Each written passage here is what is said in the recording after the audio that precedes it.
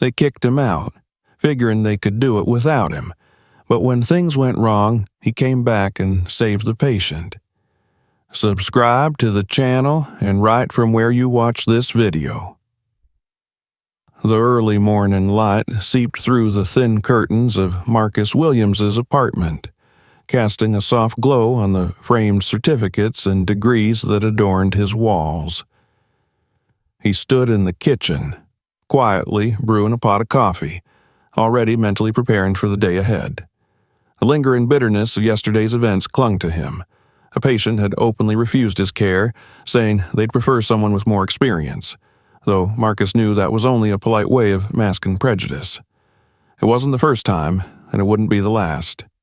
He had endured this kind of treatment throughout his career, but each time it cut deeper, making him question whether it was all worth it. Marcus tightened his grip on the coffee mug, his reflection staring back from the dark liquid. Today will be different, he told himself. It has to be. There was no room for self-pity. Not today. He had a long shift ahead of him, and rumors were already circulating about a VIP patient being rushed in for emergency surgery. It was the kind of high-stakes procedure that could either make or break a surgeon's reputation. Marcus knew he had the skills, but he also knew that wasn't always enough when the color of his skin weighed heavier in the eyes of others than his talent. He finished his coffee in silence, dressed quickly, and grabbed his stethoscope before heading out the door. On the drive to the hospital, the city slowly came to life around him. Shops opening, street vendors setting up, and the buzz of early commuters filling the air. But for Marcus, the morning calm was just the calm before the storm. He could already sense the tension waiting for him at the hospital, like a predator lurking just out of sight. At the hospital, the familiar fluorescent lights greeted him, cold and sterile. Marcus entered through the main doors, adjusting the strap of his messenger bag on his shoulder. Nurses and staff bustled past him, some offering polite nods, others ignoring him altogether. He had learned to navigate these unspoken slights with quiet grace, but it didn't mean they went unnoticed. Each slight was a small reminder that no matter how much he achieved, to many he would never truly belong. Marcus made his way to the surgeon's lounge, where a few of his colleagues were already gathered. The conversations stopped the moment he entered. He could feel their eyes on him, the weight of their judgments pressing against his back. Dr. Simmons, one of the senior surgeons, offered him a tight-lipped smile that carried no warmth. "Williams," Simmons said, his voice neutral but laced with condescension. "I heard they're thinking of putting you on the governor's case." Marcus met his gaze steadily. "Yes, I've been assigned to the operation," he replied, his tone calm but firm. "It's going to be a complicated bypass. I've reviewed the case files and prepared accordingly." Simmons gave a small, dismissive laugh. "Well, let's hope you don't mess it up. A case like that, it's a lot of pressure." The other surgeons exchanged glances, a few snickering under their breath. Marcus stood his ground, saying nothing. He had dealt with these subtle digs before. Jokes disguised as advice, warnings veiled as concern. It was exhausting, but he couldn't afford to let them see how much it affected him. Instead, he took a seat in the lounge and began reviewing the case notes on his tablet, blocking out the murmurs around him. Later, during his rounds, Marcus encountered another familiar hurdle. A patient he was assigned to examine, a middle-aged man recovering from surgery, refused to let Marcus touch him. "I'd rather have someone else," the patient muttered, avoiding eye contact. "Nothing personal." Marcus gave a small, tight smile. "Of course," he said, his voice measured. "I'll send another doctor to see you." He left the room without another word, the rejection sitting heavy in his chest. It didn't matter how many degrees he had, how many lives he had saved. There were always going to be people who saw him as less simply because of the color of his skin. As he walked down the hallway, the head nurse, Evelyn, caught up with him. "Don't let it get to you, Marcus," she said gently, placing a hand on his arm. "Some people will never change." Marcus gave her a grateful nod, though her words offered little comfort. Evelyn was one of the few staff members who treated him with genuine kindness, but even her support couldn't shield him from the daily microaggressions. "Thanks, Evelyn," he said softly. "I'm used to it." "You shouldn't have to be," she replied, her expression hardening. "And one day, they're going to see you for who you really are." Marcus appreciated her words, but he knew better than to hold on to such hopes. That evening, the hospital received word of an incoming emergency, a high-profile patient being transferred in critical condition. The entire surgical team was placed on high alert. Marcus had been monitoring the case since morning, and when the confirmation came through that the patient was Governor Harlan Jacobs, he knew the weight of the situation had just doubled. He was assigned as the lead surgeon for the operation. The decision had come from the chief of surgery, much to the visible displeasure of some of his colleagues. Marcus caught a glimpse of Simmons shaking his head and muttering something under his breath to another surgeon, but he ignored it. This was his moment, and he wasn't going to let their prejudice steal it from him. Later that night, as he sat in his office reviewing the governor's medical history, the door swung open. Dr. Simmons stepped in, his arms crossed over his chest. "Williams, I just came to say, this might not be the right case for you. It's a big deal, and if anything goes wrong—" He trailed off, letting the implication hang in the air. Marcus slowly looked up from his tablet. "If anything goes wrong, I'll handle it," he said evenly, "just like I've handled every other case." Simmons didn't respond right away. He simply stared at Marcus, a flicker of something unreadable in his expression, perhaps jealousy, perhaps resentment. "Just don't mess this up," Simmons finally muttered before turning and leaving the room. Marcus exhaled slowly, running a hand over his face. The weight of the coming operation bore down on him, but it was more than just the medical challenge. It was the knowledge that every move he made would be scrutinized, every decision second-guessed. Failure wasn't an option, not for him. As the night deepened, Marcus remained in his office, going over every possible complication, every potential outcome. He couldn't sleep, not with so much at stake. This was more than just another surgery. It was a chance to prove, once and for all, that he belonged here, that he was as good, if not better, than any of his colleagues. And yet, in the back of his mind, the familiar doubts lingered. Would it ever be enough? Would they ever see him for the surgeon he truly was, or would they always see only the color of his skin? He closed his eyes for a brief moment, gathering his thoughts. "I'll show them," he whispered to himself. "Tomorrow they'll have no choice but to see." With that, Marcus stood, determined and resolute. The storm was coming, but this time he was ready. The morning of the surgery began with an air of both tension and anticipation. Marcus arrived at the hospital earlier than usual, determined to have everything in order before the team assembled. The governor's condition had worsened overnight, and the surgery, already high risk, had become even more critical. There was no room for mistakes. The weight of responsibility pressed down on Marcus's shoulders, but it wasn't just the gravity of the operation that bothered him.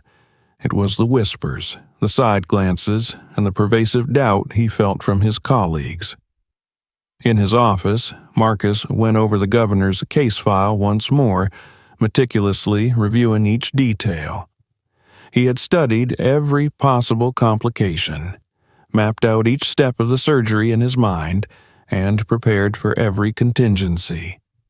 His thoughts raced through the procedure, the exact placement of each incision, the delicate maneuvering required to bypass the blocked artery, and the potential risks at every stage. Yet, no matter how prepared he was, the doubts of those around him lingered like a dark cloud on the horizon. A soft knock on the door interrupted his concentration.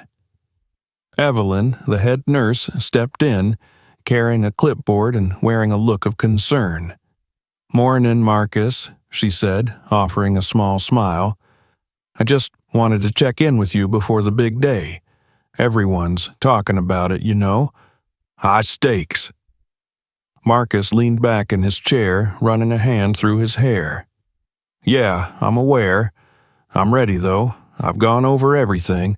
Evelyn nodded, but her eyes betrayed her unease. "I know you are. But I also know how this place can be. Some of the staff, well, you've heard the chatter. They're worried about what happens if things go wrong, but they're not worried about the governor's health. They're worried about the fallout." Marcus's jaw tightened. He had heard it all before. "I've dealt with worse, Evelyn," he said quietly. "I just have to focus on the surgery. That's all that matters." She placed a reassuring hand on his shoulder. "You've got this, Marcus.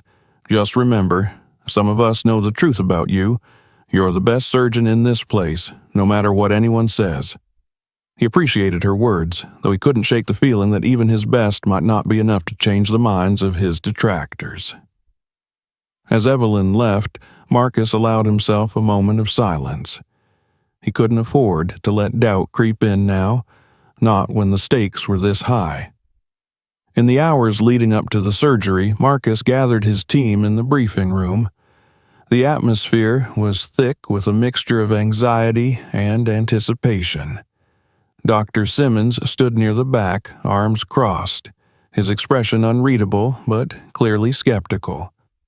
Marcus noticed how the other surgeons avoided eye contact with him, their body language betraying their uncertainty. "Thank you all for being here," Marcus began, addressing the team with confidence. "This is a critical operation, and I've gone over the case thoroughly. We need to be precise and prepared for any complications. I'll be leading the procedure, but I'll need everyone to be at their best." As he spoke, Marcus could see the subtle reactions from some of the team members: raised eyebrows, exchanged glances, a few smirks. Simmons, of course, remained silent, observing the proceedings with a look that made Marcus's skin crawl. One of the junior surgeons, Dr. Carter, hesitated before speaking. "Dr. Williams, I just want to clarify. Are you sure you want to handle this solo? I mean, this is a pretty high-profile case. Maybe we could have Dr. Simmons assist more closely." The suggestion hung in the air like a lead weight. Marcus kept his expression neutral, but inside his frustration flared. He had seen this kind of questioning before. The implication that he wasn't capable, that someone else should take the lead, someone with a more familiar face. "I'm confident in my ability to lead this surgery," Marcus said evenly, his gaze unwavering. "I've prepared for every possible complication. If any of you have concerns about that, I'd suggest we address them now." There was an uncomfortable silence. Simmons shifted his weight but said nothing. Dr. Carter, realizing the tension he had sparked, quickly backtracked. "No, of course not, Dr. Williams," he stammered. "Just wanted to make sure we're all on the same page." Marcus gave a curt nod and continued with the briefing, outlining the steps of the surgery with precision. His voice was steady, but inside, a familiar knot of anger tightened in his chest. No matter how many times he proved himself, there was always someone questioning his competence. An hour before the surgery, the hospital's chief of surgery, Dr. Reynolds, called Marcus into his office.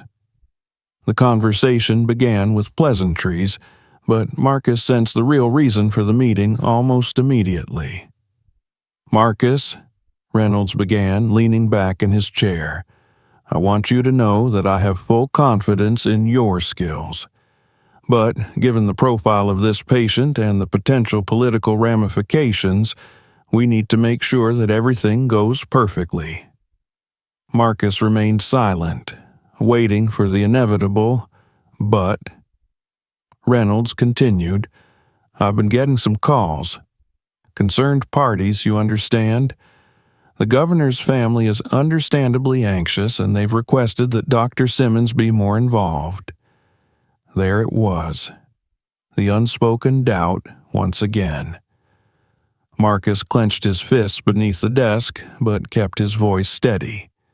"With all due respect, Dr. Reynolds, I've prepared thoroughly for this surgery.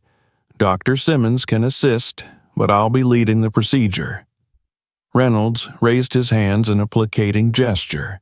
Of course. I'm not questioning your ability, Marcus. It's just the optics. We need to be careful here." Marcus forced a tight smile. "I understand the stakes, Dr. Reynolds, but I've got this under control." Reynolds nodded, but the doubt in his eyes was unmistakable. Marcus left the office feeling both angry and determined.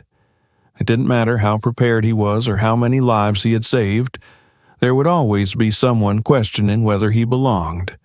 But today, he would show them all.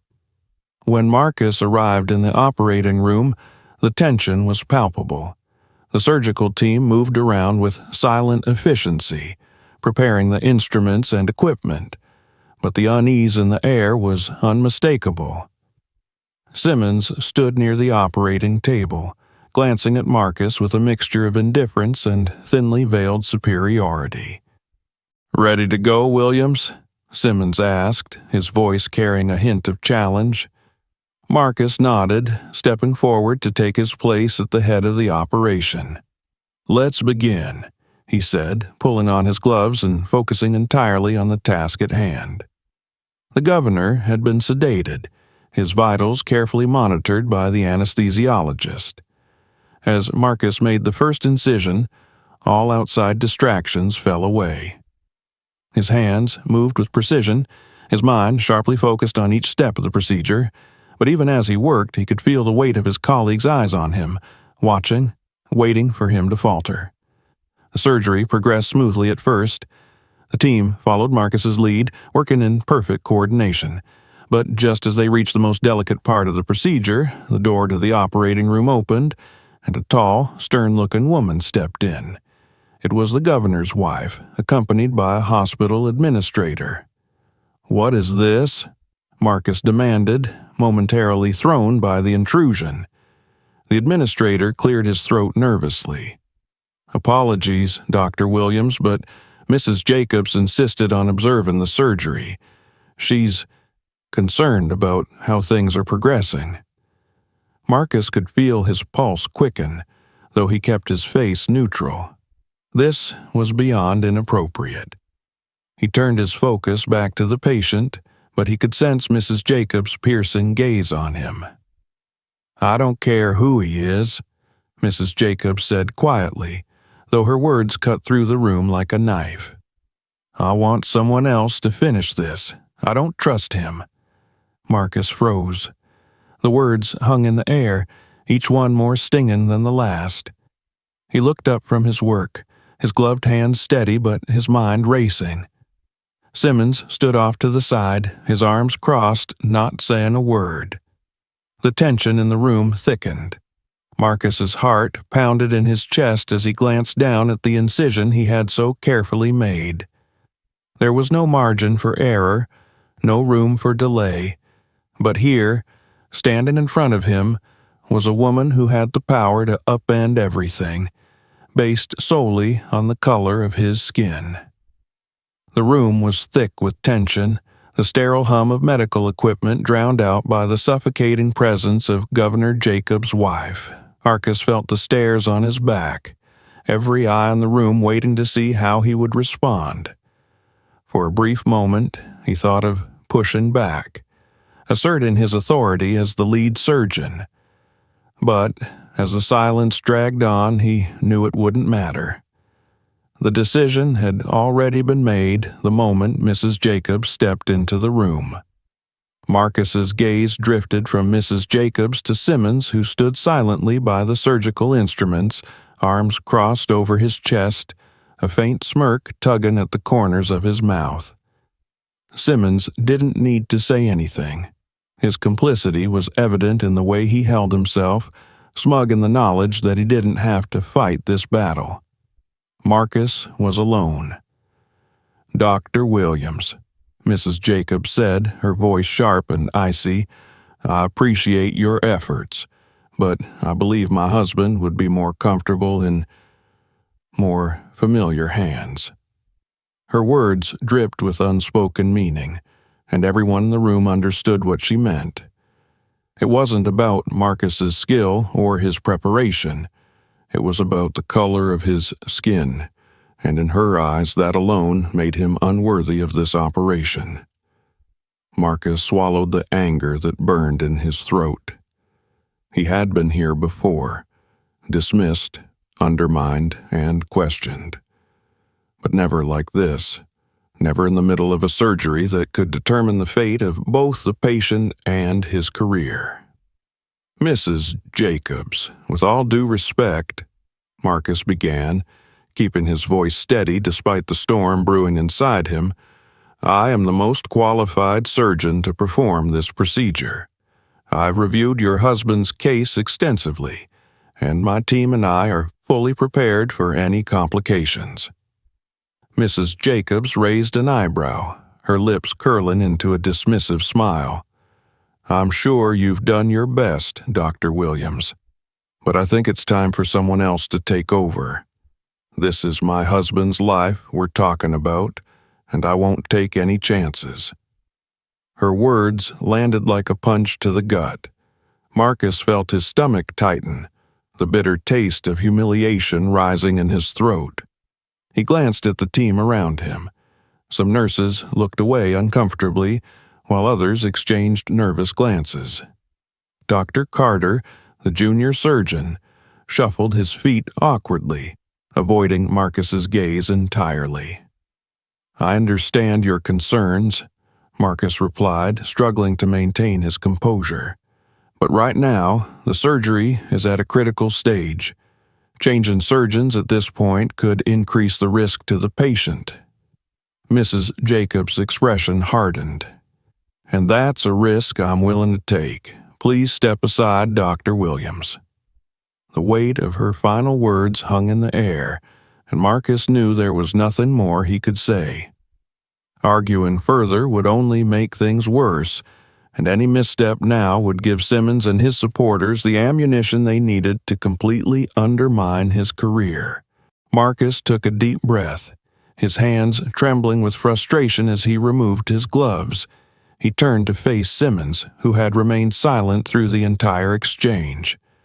"You're up, Simmons," Marcus said quietly, his voice devoid of emotion. Simmons stepped forward, his smirk widening as he took Marcus's place at the operating table. "Don't worry, Williams. I'll take it from here." The words were like a slap in the face, but Marcus couldn't afford to react. Without another word, he turned and walked out of the operating room, the door closing behind him with a heavy thud. Marcus found himself in the observation room, staring through the large glass window at the surgery continuing below. His heart pounded in his chest, his fist clenched so tightly that his knuckles turned white. From this vantage point, he could see everything: the careful movements of the team, the beeping of the monitors, the sterile efficiency of the procedure, and yet he was completely powerless to intervene. Through the glass, Marcus watched as Simmons began making adjustments to the surgical procedure. The incision he had made, though small and precise, was being widened unnecessarily. Marcus could see the error immediately, but Simmons didn't. The team moved around him, oblivious to the mistake that had just been made. "He's going too deep," Marcus muttered to himself, his eyes narrowing as he watched the blood start to pool. Simmons continued, unaware that his actions were leading to a potential catastrophe. The anesthesiologist glanced nervously at the monitors, and Marcus could see the heart rate begin to fluctuate. "Damn it, Simmons, stop," Marcus whispered, though he knew no one could hear him. The error became more apparent as the governor's heart rate dropped, the steady beeping on the monitor becoming irregular. Inside the operating room, Marcus could see the tension rising. Nurses exchanged worried glances, and Dr. Carter shifted uncomfortably beside Simmons, who was now clearly struggling to regain control of the situation. "Clamp it!" Simmons barked at one of the nurses, his voice rising in frustration. But it was too late. The damage had been done. The governor's vitals were dropping rapidly, and the team was scrambling to keep up. Marcus's heart pounded in his chest as he watched the scene unfold. He knew this moment would come. He had prepared for every possible complication.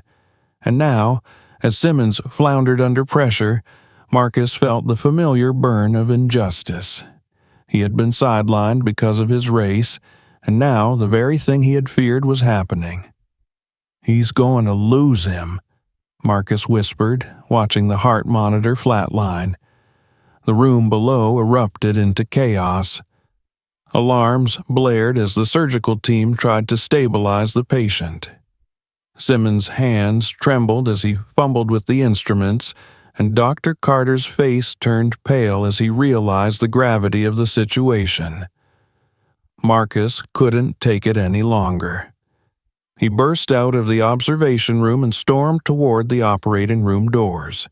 He could feel his pulse in his temples, anger and frustration boiling over as he threw open the door. "Move!"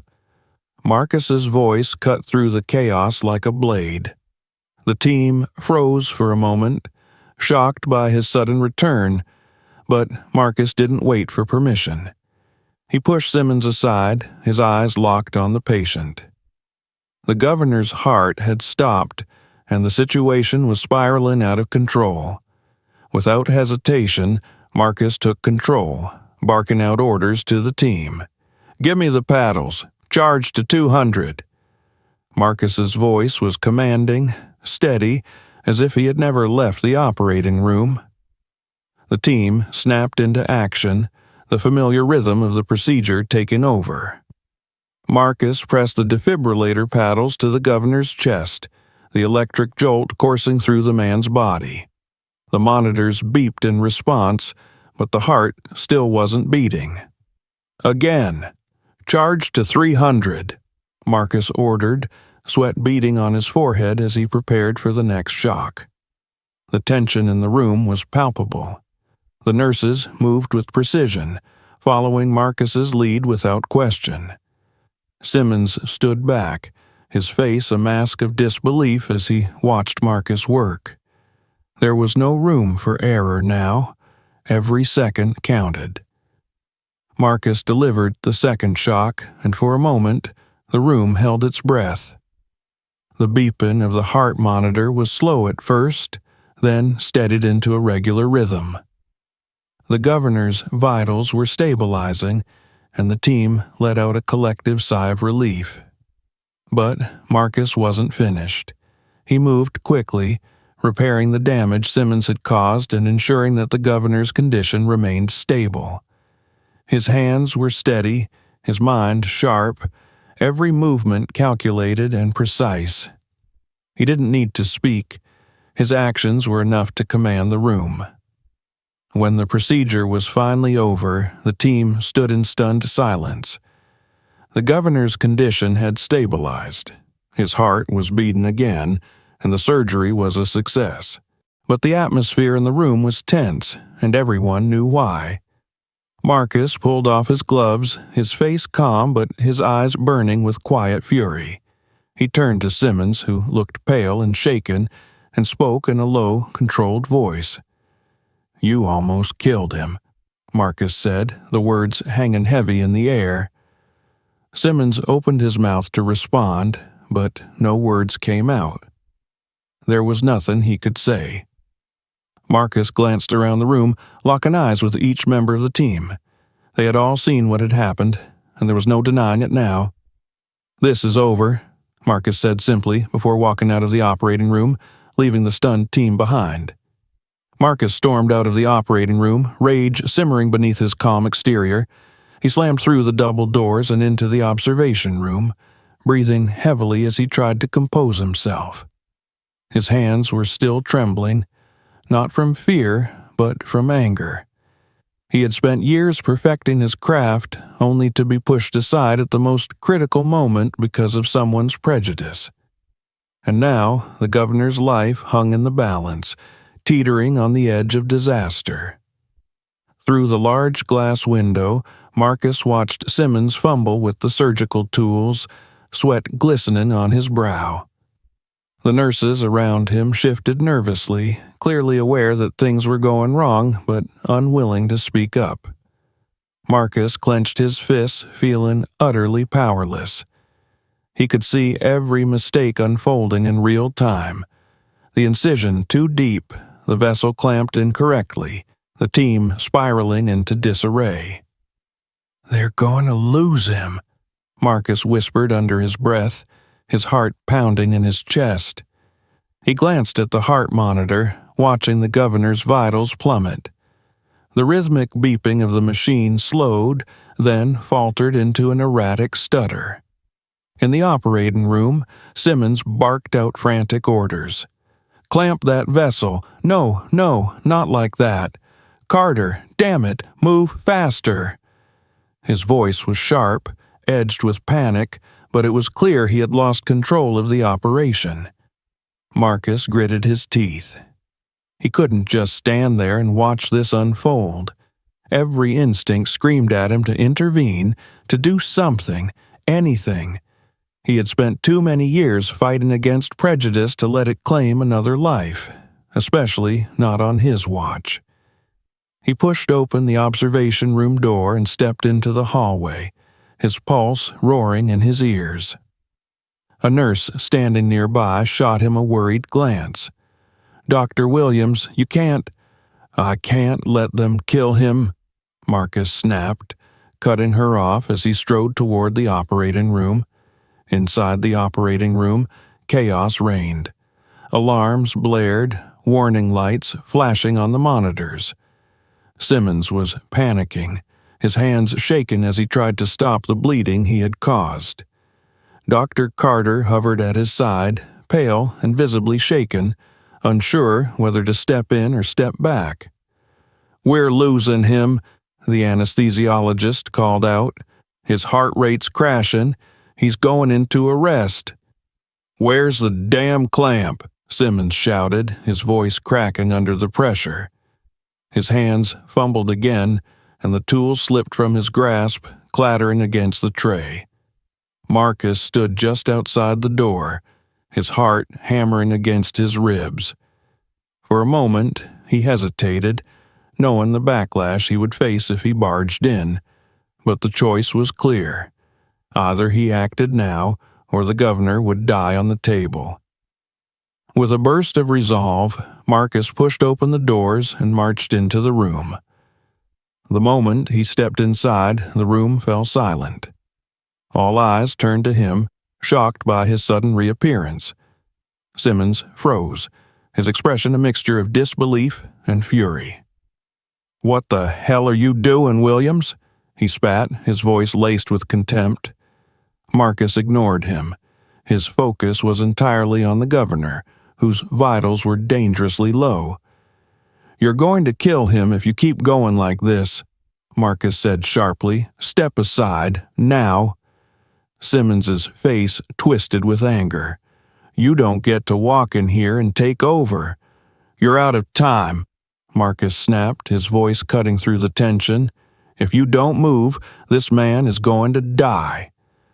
There was a moment of stunned silence, and then something shifted.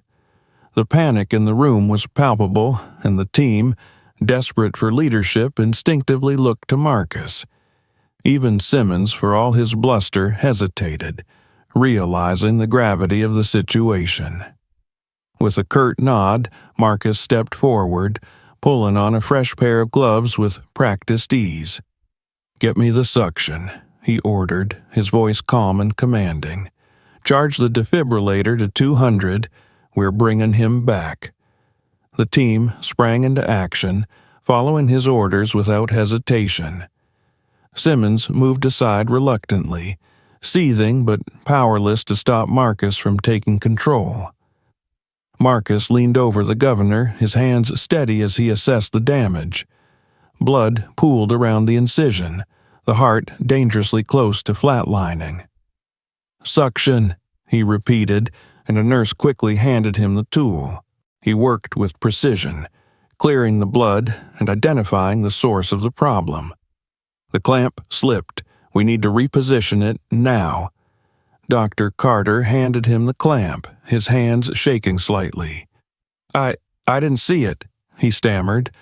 "It's okay," Marcus said, his tone reassuring but firm. "We're fixing it." With swift, precise movements, Marcus repositioned the clamp and stopped the bleeding. "Paddles," he ordered. "We're shocking him back." The defibrillator charged, and Marcus pressed the paddles to the governor's chest. "Clear," he called out, delivering the first shock. The governor's body jolted, but the heart monitor remained flat. "Charge to 300, Marcus said, his focus razor-sharp. He could feel the tension in the room, but he didn't let it distract him. "We're not losing him." The machine whirred as it charged again, and Marcus pressed the paddles down once more. "Clear!" The governor's body jerked again, and for a moment the room held its breath. Then the heart monitor beeped. Slowly at first, then steadily, as the governor's heart began to beat on its own again. A collective sigh of relief swept through the room. The worst was over, but Marcus remained focused, ensuring that every step of the procedure was completed correctly. He repaired the damage, double-checked the governor's vitals, and gave precise instructions to the team to stabilize the patient. When the surgery was finally complete, Marcus stepped back, pulling off his gloves and taking a deep breath. The room was silent, the team too stunned to speak. They had just witnessed something extraordinary, something they couldn't deny no matter how hard they tried. Simmons stood off to the side, his face pale and his expression unreadable. He looked as though he wanted to say something, but no words came. Marcus didn't wait for an apology. He knew it wouldn't come. Instead, he turned to the team, meeting each of their gazes with quiet determination. "Good work, everyone," Marcus said, his voice calm but firm. "Let's get him to recovery." The nurses moved quickly, transferring the governor to a gurney and wheeling him out of the room. Marcus watched them go, his heart still racing, but a sense of calm settling over him. He had done it. He had saved the governor's life despite every obstacle thrown in his way. As the room emptied, Simmons finally spoke. "You got lucky," he muttered, his voice filled with bitterness. Marcus turned to him, his expression steady. "That wasn't luck," he said quietly. "That was skill, and you know it." Simmons' jaw tightened, but he said nothing more. There was nothing left to say. Marcus remained in the operating room for a moment, letting the silence wash over him. He knew this wasn't the end of the fight. It never was. But for now, he had won. And that was enough. He glanced around the room, his gaze lingering on the instruments and equipment, the reminders of the battle he had just fought. Then, with a final, steady breath, he turned and walked out, ready to face Hua, The sterile air of the operating room clung to Marcus's skin as he stepped outside, his mind still racing from the intensity of the operation. Every step he took in the hospital's quiet hallway felt like it carried the weight of the world. Marcus had done what no one else in that room could. He saved the governor's life. But the victory was hollow. The racial prejudice, the doubts from his colleagues, and the deliberate attempts to sideline him from the beginning still gnawed at him. His heart raced, not just from the adrenaline of surgery, but from the anger brewing inside him. The humiliation of being pulled from the operation, the smug look on Simmons's face when he thought he had won, it all kept replaying in Marcus's mind. But, as much as it infuriated him, Marcus knew that there were bigger battles ahead.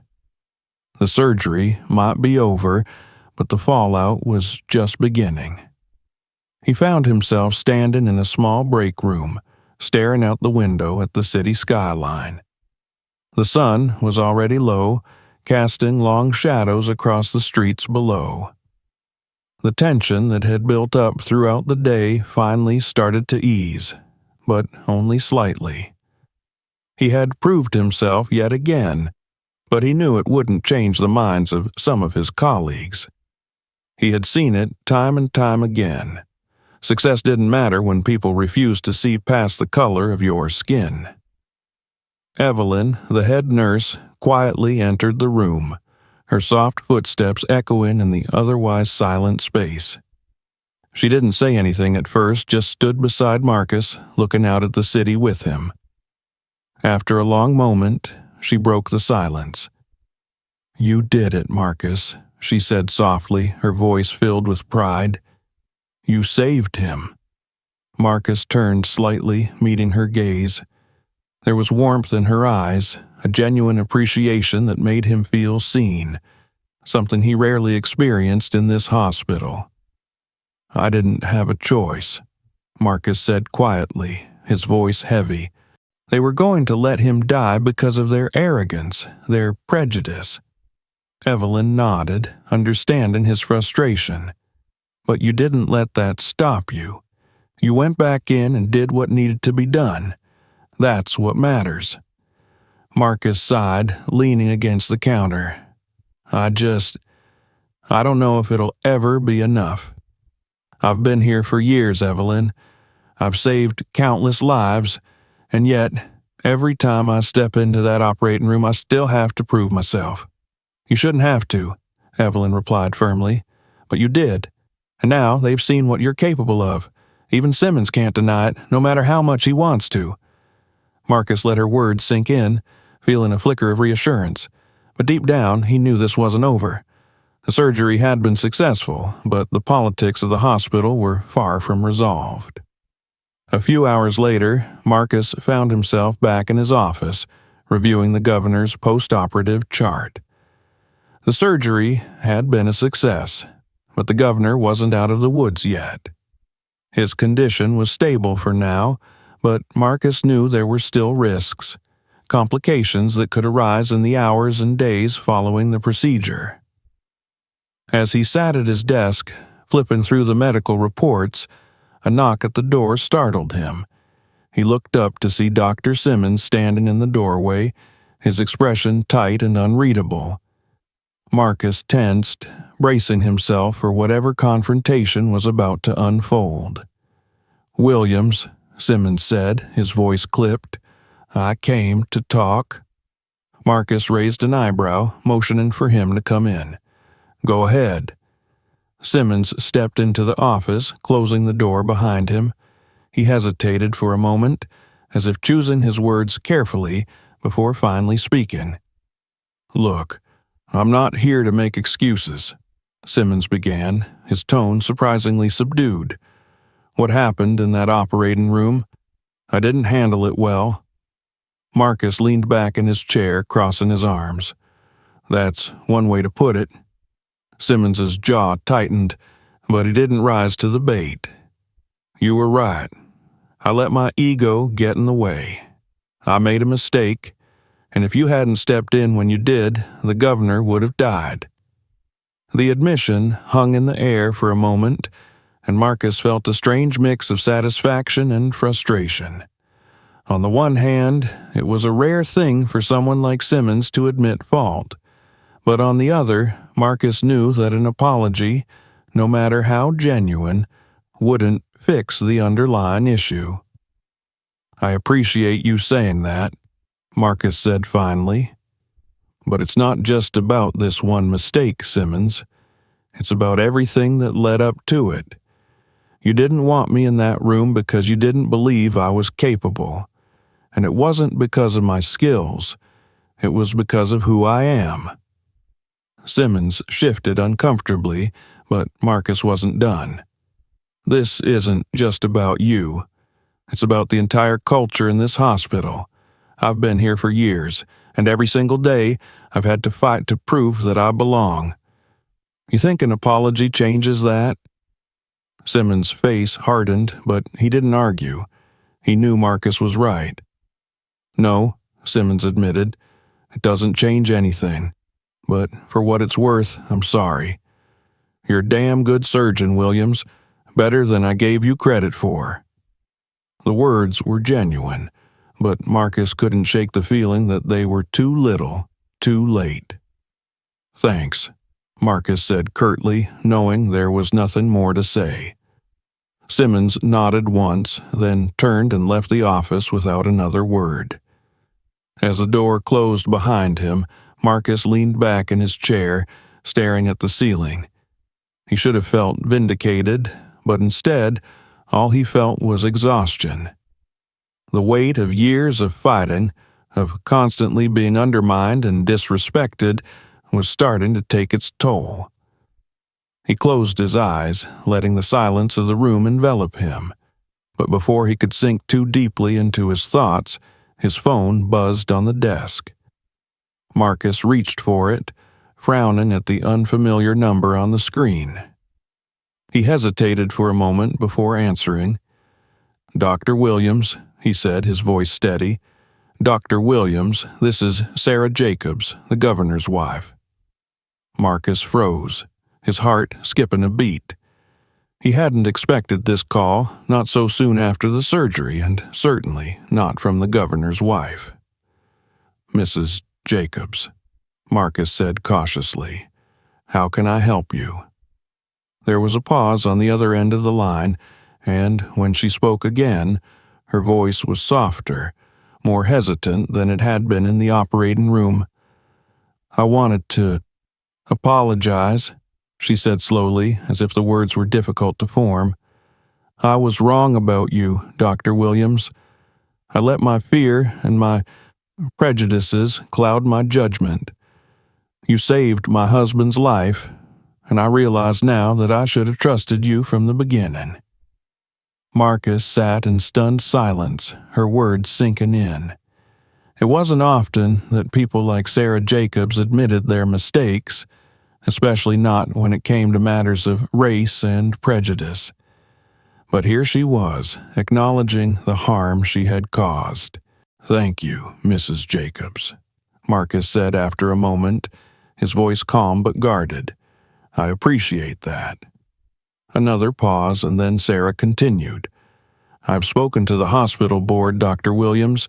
They're aware of what happened during the surgery, and I've made it clear that your actions saved my husband's life.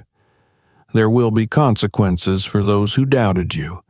But more than that, I think it's time for some changes around here." Marcus's heart raced. Changes? Could it really be possible that his years of fighting, of proving himself, were finally about to pay off? "What kind of changes?" Marcus asked, his voice steady, though his mind buzzed with anticipation. "The board will be making an announcement soon," Sarah said. "They've asked me to sit in on their next meeting to discuss a few staffing changes. I think you'll be pleased with the outcome." Marcus could barely process the words. Staffing changes? Was she implying what he thought she was? "Thank you, Mrs. Jacobs," he said, his voice thick with emotion. "I don't know what to say." "Just keep doing what you're doing, Dr. Williams," she replied. You've more than earned it." With that, the line went dead, and Marcus was left sitting in stunned silence, the weight of her words sinking in. For the first time in what felt like forever, hope flickered in his chest. Maybe, just maybe, things were about to change. The weight of Mrs. Jacobs' call lingered in Marcus's mind long after he hung up the phone. For a moment, he sat in stunned silence, struggling to process the implications of her words. The hospital board knew what had happened during the surgery, and it sounded like real consequences were coming for those who had doubted him, sidelined him. But the idea of staffing changes loomed large. Was this a way to finally remove Simmons? Could it be that the system that had worked against him for so long might actually be shifting in his favor? Marcus stood and crossed the room, his footsteps echoing in the stillness of his office. The hospital was quieter now, the rush of the day fading as evening set in. He couldn't stop replaying the events of the surgery in his head, the moment when he had been dismissed, the critical error Simmons made, and the final, triumphant moment when he had taken control and saved the governor's life. It all felt surreal, like the culmination of a lifetime of struggle compressed into a few chaotic hours. The next morning, the hospital was abuzz with whispers and tension. Marcus walked through the hallways, sensing the shift in atmosphere. His colleagues, some who had once barely acknowledged his presence, offered cautious nods, some even daring a quick word of acknowledgement. But beneath the surface, he could still feel the undercurrent of resentment, the lingering doubt. He knew that one successful surgery wouldn't erase the years of prejudice and undermining he had endured. As he approached the ICU where Governor Jacobs was recovering, Marcus spotted Dr. Simmons standing just outside the door, arms crossed tightly across his chest. Simmons' usual air of arrogance was gone, replaced by something else, uncertainty, perhaps even fear. Marcus hesitated for a moment, unsure of what to expect from this encounter, but he knew it had to happen sooner or later, and he was determined to face it head-on. "Simmons." Marcus greeted him curtly, his tone neutral but firm. Simmons turned slowly, his face pale and drawn. For a brief moment, their eyes met, and Marcus could see the turmoil behind Simmons's usually confident demeanor.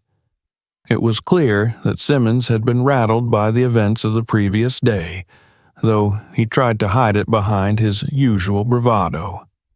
"Williams," Simmons replied, his voice tight. He paused, as if searching for the right words. I heard about the call you got from Mrs. Jacobs." Marcus nodded, waiting for him to continue. Simmons shifted uncomfortably, glancing around to make sure no one else was within earshot. "Look, I know we haven't always seen eye to eye," he began, his tone hesitant, "and I've let personal biases get in the way of my judgment." Marcus remained silent, allowing Simmons to stumble through his words. He could tell that this was difficult for Simmons, but that didn't soften the deep-seated anger Marcus still felt toward him. "What happened in that operating room?" Simmons continued. "I should have let you stay in charge from the beginning. You were right to step in when you did, and you saved the governor's life. I'm sorry for what I did." It was an apology, one that Marcus had never expected to hear, and yet it felt hollow in the face of everything that had happened. Simmons' words, though sincere, couldn't erase the years of humiliation, the times he had been overlooked, sidelined, and disrespected simply because of who he was. "You should have trusted me," Marcus said quietly, his voice steady but filled with the weight of all the frustration and anger he had carried. "From the very beginning. not just because of this surgery, but because I've proven myself time and time again, and still, you and others like you never gave me the credit I deserved." Simmons lowered his gaze, unable to meet Marcus's eyes. "I know," he admitted, his voice barely above a whisper, "and I can't change that. But I want to do better. I need to do better." Marcus studied Simmons for a long moment, weighing his words. He could sense that Simmons was genuine in his remorse, but Marcus wasn't ready to forgive so easily. Apologies, even heartfelt ones, couldn't erase years of systemic prejudice and the harm it had caused. "We'll see," Marcus said finally, his tone measured.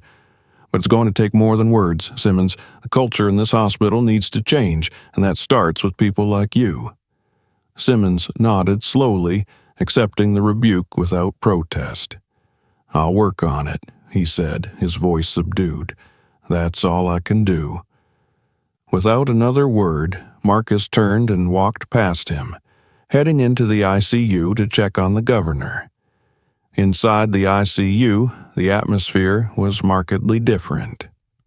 Governor Harlan Jacobs lay in the hospital bed, still attached to monitors and IV lines, but his color had improved and his vitals were stable. Beside him, his wife, Sarah Jacobs, sat in a chair, her hands folded tightly in her lap. The tension in her posture betrayed her concern, but when she saw Marcus enter, her expression softened. "Dr. Williams," she greeted him quietly, rising from her seat. "I'm so glad you came." Marcus approached the bed, checking the governor's chart and the monitor readings before turning to Mrs. Jacobs. "He's stable," Marcus said, his professional tone masking the mixture of emotions still swirling inside him. "He'll need close monitoring over the next few days, but everything looks good for now." Mrs. Jacobs let out a sigh of relief, her shoulders relaxing for the first time since Marcus had arrived. "Thank you," she said, her voice filled with gratitude, "for everything.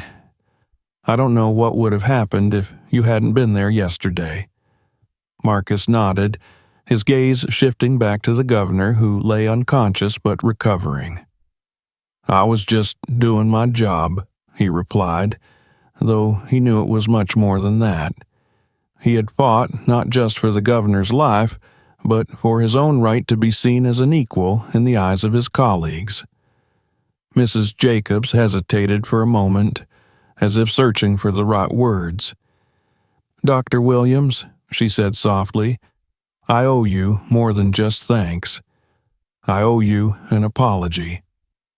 Marcus looked at her, surprised by the vulnerability in her voice. This was the same woman who, just a day ago, had dismissed him and insisted on another surgeon, all because of the color of his skin. And now, here she was, offering an apology that he hadn't expected. "I let my fear cloud my judgment," she continued, her voice trembling slightly.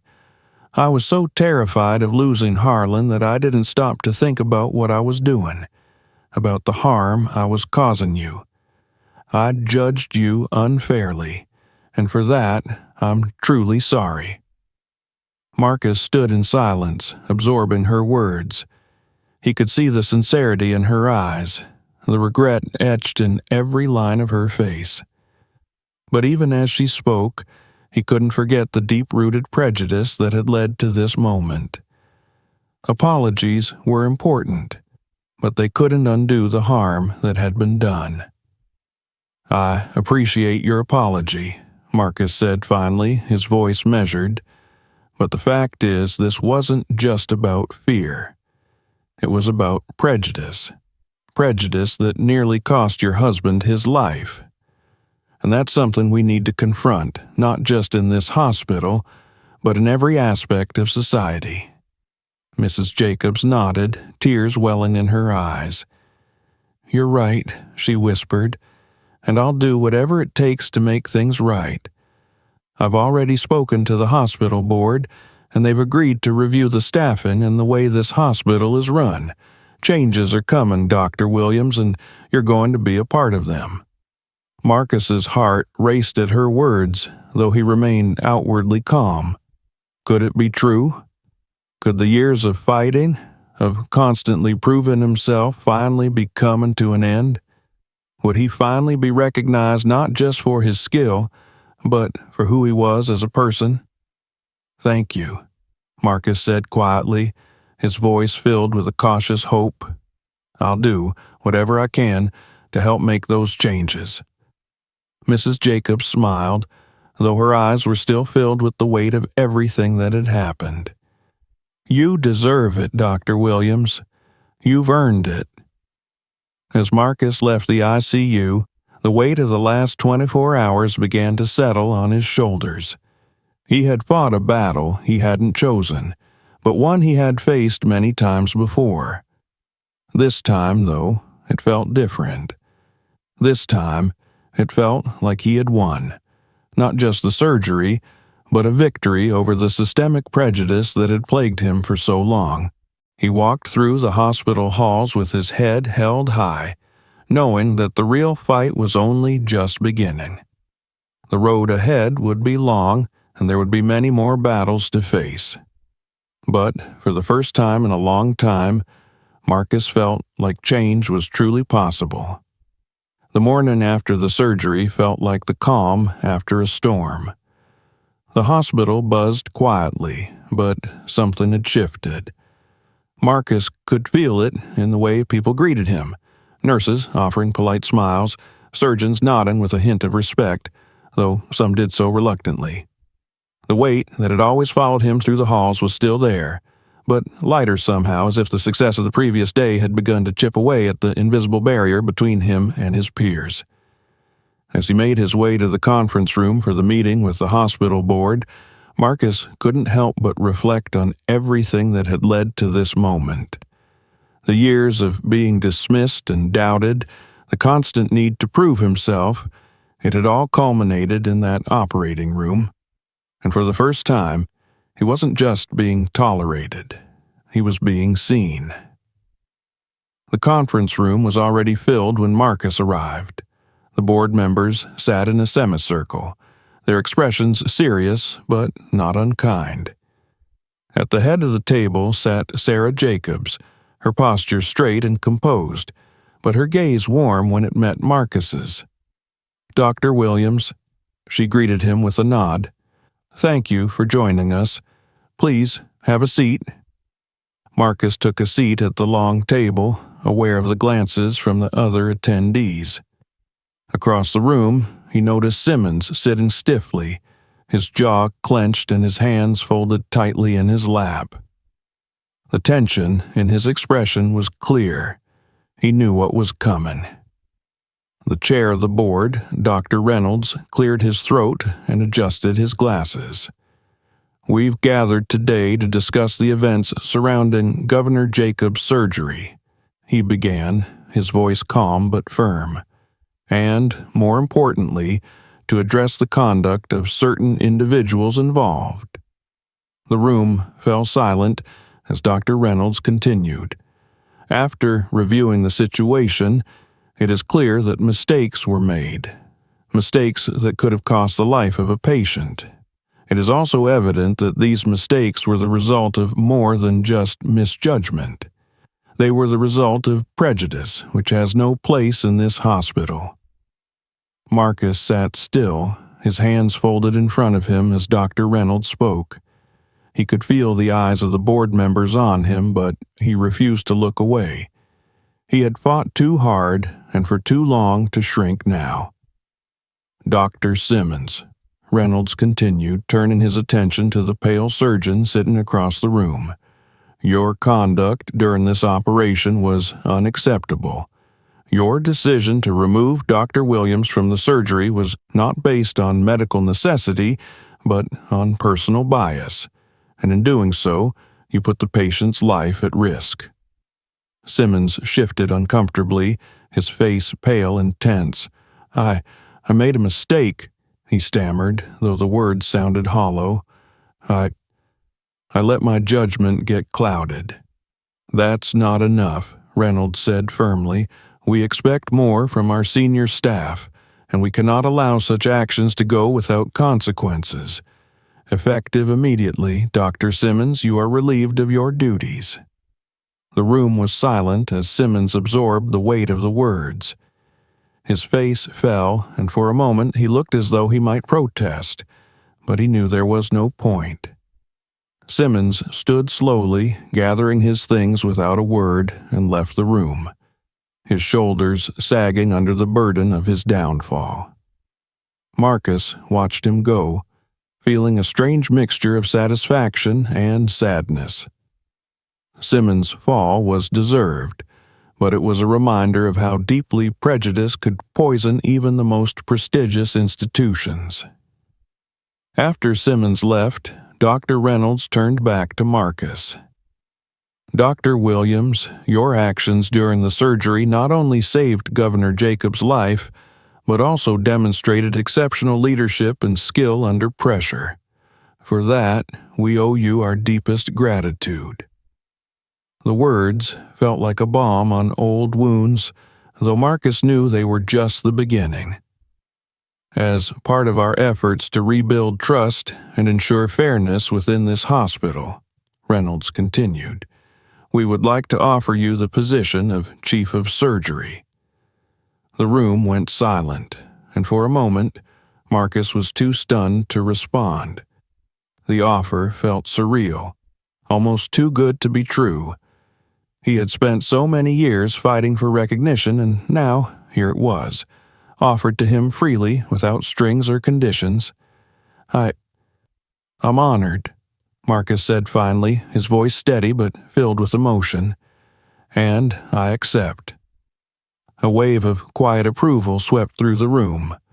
Sarah Jacobs smiled warmly at him, and Dr. Reynolds nodded with satisfaction. The following days were a blur of meetings, transitions, and preparations as Marcus assumed his new role. As Chief of Surgery, he was determined to make real changes, not just in policies but in the culture of the hospital. He met with every department head, every nurse, and every member of his team, making it clear that fairness, respect, and professionalism would be the new standard. Some resisted, clinging to old prejudices, but many welcomed the change.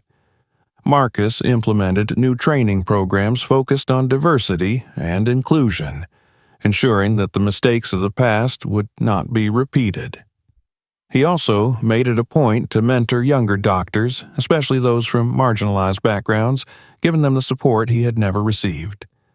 Evelyn remained by his side, offering advice and encouragement as they navigated the challenges of the new regime together. "You're making a real difference, Marcus," she said one evening as they walked through the quiet halls of the hospital. "People are starting to see it." Marcus smiled, though the journey ahead still felt daunting. "It's a start," he said, "but there's still a long way to go." The hospital began to change, slowly but surely. Staff meetings were more inclusive, patient care improved, and the toxic atmosphere that had once pervaded the institution started to dissipate. Marcus's leadership set a new tone, one that prioritized not just skill but empathy, integrity, and fairness. One afternoon, as Marcus stood outside the operating room, his operating room, he allowed himself a moment of quiet reflection. The battles he had fought, the prejudice he had endured, the victories and setbacks, it had all led to this moment. He wasn't just a surgeon anymore. He was a leader, a mentor, and a symbol of change, and for the first time in a long time, Marcus felt a sense of peace. The next day, Marcus visited Governor Jacobs, who was now awake and recovering steadily. Sarah Jacobs was by his side holding his hand. When she saw Marcus enter, her face lit up with gratitude. "Dr. Williams," the governor said weakly, offering a faint smile, "I hear I owe you my life." Marcus smiled warmly. "I was just doing my job, Governor, but I'm glad to see you're recovering. The governor chuckled softly. Well, if there's anything I can do to repay you, just name it. Marcus hesitated for a moment, then spoke. There is something, actually. The healthcare system needs change, real change. I've seen what prejudice can do, not just to doctors like me, but to patients as well. If you really want to help, use your influence to push for reforms. The governor nodded slowly, his expression serious. Consider it done, Dr. Williams. It's the least I can do. As Marcus left the governor's room, he felt a renewed sense of purpose. The journey wasn't over. There would still be challenges, setbacks, and battles to fight, but for the first time he felt like he was on the right path. With every step he took through the hospital's halls, Marcus knew that he wasn't just walking into the next chapter of his career. He was walking toward a future where people like him would no longer have to fight so hard just to be seen. And that, he thought with a quiet smile, was a future worth fighting for. Thank you for watching to the end. If you like this story, support us. Subscribe to the channel and don't miss new episodes. In the meantime, check out the other videos on our channel. Click on one of the videos on the screen and keep watching. Subscribe now to stay tuned. It's only going to get more interesting.